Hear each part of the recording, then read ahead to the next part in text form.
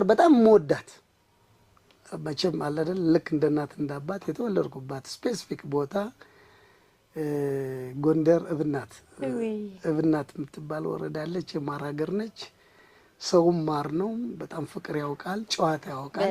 ጨዋታ ከሚያውቅ ሀገር ነው የተወለድኩት እና የመደበኛ እስከ 6ኛ ክፍል የመጀመሪያውን ትምህርቴን እብናት ነው ያጠናቀቅኩ። ከዛ ሃይ ስኩል ከእብናት በማይተናነስ ብዙ ታሪክ ብዙ እንደውም በኋላ ትልልቅ ሰዎች ጋር አብረውኝ የተማሩ አሁን ትልልቅ ፖዚሽን የደረሱ ሰዎች አሉ።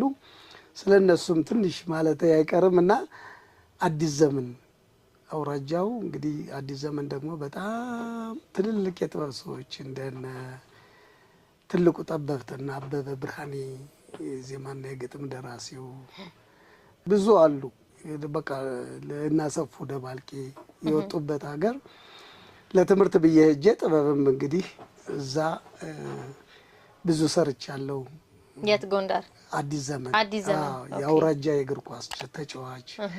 ትምህርቴንም እንደውም ሃይ ስኩል ላይ በጣም ትልልቅ ስኮር አንደኛ ገፋቢል ሁለተኛ እንግዲህ የምወጣበት ትምህርት ቤት መደበኛ ትምህርትን ትንሽ አጣጥም የወጣሁበት አዲስ ዘመን ነው።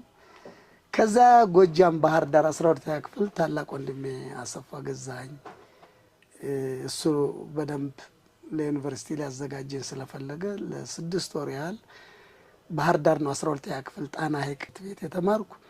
ደረጃን ጠብቄ ነው ከወረዳ አውራጃ ከአውራጃ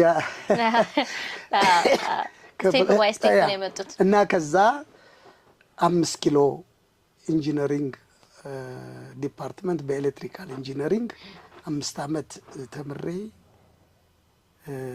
ተመርቄያለሁ በ79 እንግዲህ ሎንግ ታይም እኔ እንግዲህ